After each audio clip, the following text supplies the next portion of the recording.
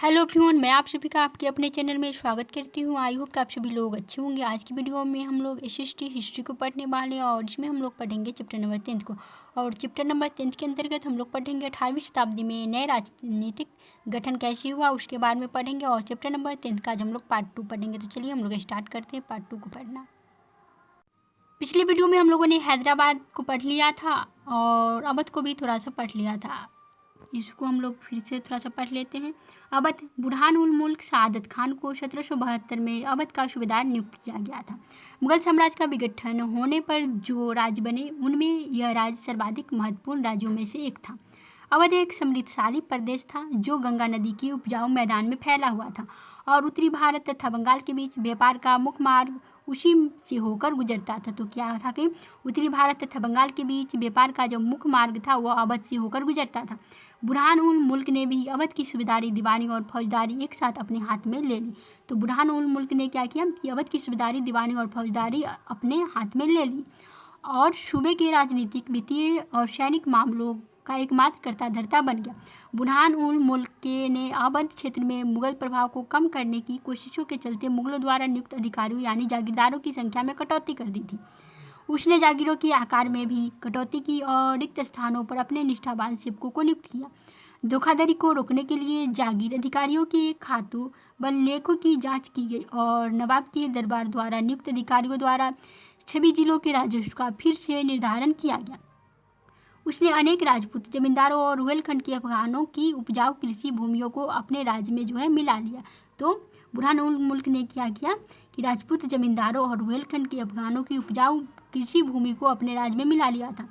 राज्य ऋण प्राप्त करने के लिए स्थानीय सेठ, साहूकारों और महाजनों पर निर्भर रहता था। तो राज्य ऋण प्राप्त करने के लिए स्थानीय सेठ, साहूकार और महाजनों पर निर्भर रहता था। राज्य राजस्व का ठेका सबसे ऊंची बोली लगाने वाले इजारेदार को देता था। तो राज्य राजस्व का ठेका किसे देता था? सबसे ऊंची बोली लगाने वाले इजारेदार जो था उसे देता था। इजारेदार राज्य को एक निश्चित रकम के भुगतान का वचन देते थे। स्थानीय साहूकार राज्य को ठेके की इस रकम के भुगतान की गारंटी भी देते थे। दूसरी ओर इजारेदारों को कर का मूल्यांकन करने और उसे एकत्र करने की खासी छूट दे दी गई थी। इन परिवर्तनों के फलस्वरूप साहूकारों और महाजनों जैसे कई अन्य सामाजिक समूह राज्य की राजस्व प्रणाली के प्रबंध को प्रभावित करने लगे। पहले ऐसा कभी नहीं हुआ था परंतु अब होने लगा था। अब हम लोग पढ़ेंगे बंगाल का किस तरह से उदय हुआ उसके बारे में। मुर्शिद कुली खान के नेतृत्व में बंगाल धीरे धीरे मुगल नियंत्रण से अलग हो गया। तो मुर्शिद कुली खान के नेतृत्व में बंगाल धीरे धीरे मुगल नियंत्रण से अलग हो गया। मुर्शिद कुली खान बंगाल के नायब थे यानी कि प्रांत के सूबेदार के प्रतिनियुक्त थे। यद्यपि मुर्शिद कुली खान औपचारिक रूप से सूबेदार कभी नहीं बने, यानी कहा जाए तो मुर्शिद कुली खान जो था औपचारिक रूप से सूबेदार कभी नहीं बना। उसने बहुत जल्द सूबेदार के पद से जुड़ी हुई सत्ता अपने हाथ में ले ली। हैदराबाद और अवध के शासकों की तरह उसने भी राज्य के राजस्व प्रशासन पर अपना नियंत्रण जमाया। बंगाल में मुगल प्रभाव को कम करने के लिए उसने बंगाल के राजस्व का बड़े पैमाने पर पुनर्निर्धारण करने का आदेश दिया। सभी जमींदारों से बड़ी कठोरता से राजस्व नकद वसूल किया जाता था। परिणाम स्वरूप बहुत से जमींदारों को महाजनों तथा साहूकारों से उधार लेना पड़ता था।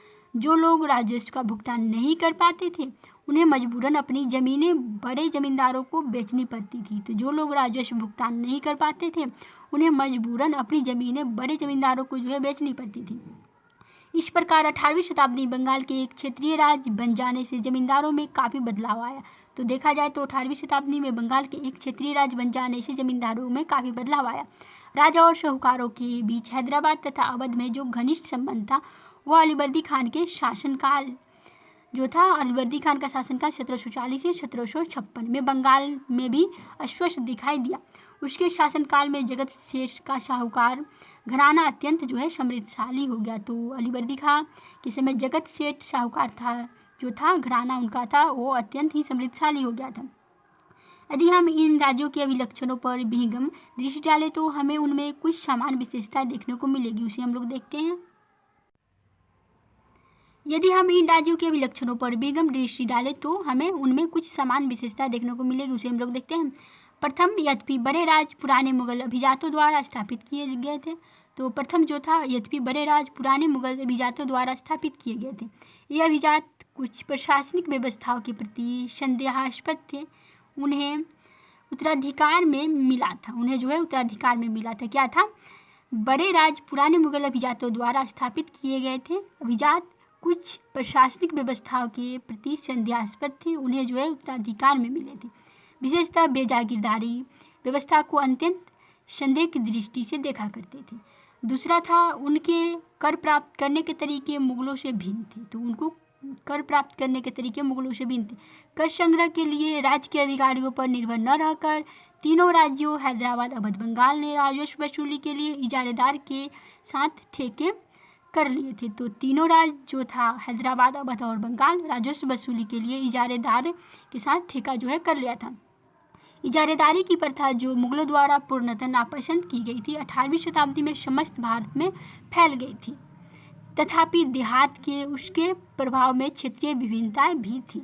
इन सभी क्षेत्रीय राज्यों में तीसरा समान लक्षण यह था कि उनमें राजा और धनी महाजनों तथा वणिक जनों के बीच संबंध उभरने लगे। क्या था?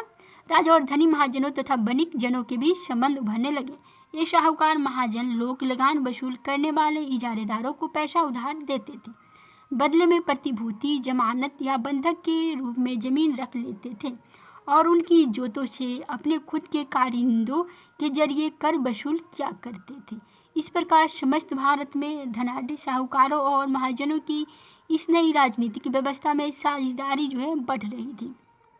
कई राजपूत शासकों ने मुगलों का अधिराज्यत्व जो था स्वीकार किया। तो कई राजपूत शासकों ने मुगलों का अधिराज्यत्व जो था स्वीकार किया, लेकिन मेवाड़ एकमात्र ऐसा राजपूत राज्य था जिसने मुगल सत्ता को चुनौती दी थी। राणा प्रताप 1572 में उदयपुर तथा मेवाड़ के बड़े क्षेत्र पर नियंत्रण के साथ मेवाड़ की राजगद्दी पर आसीन हुए।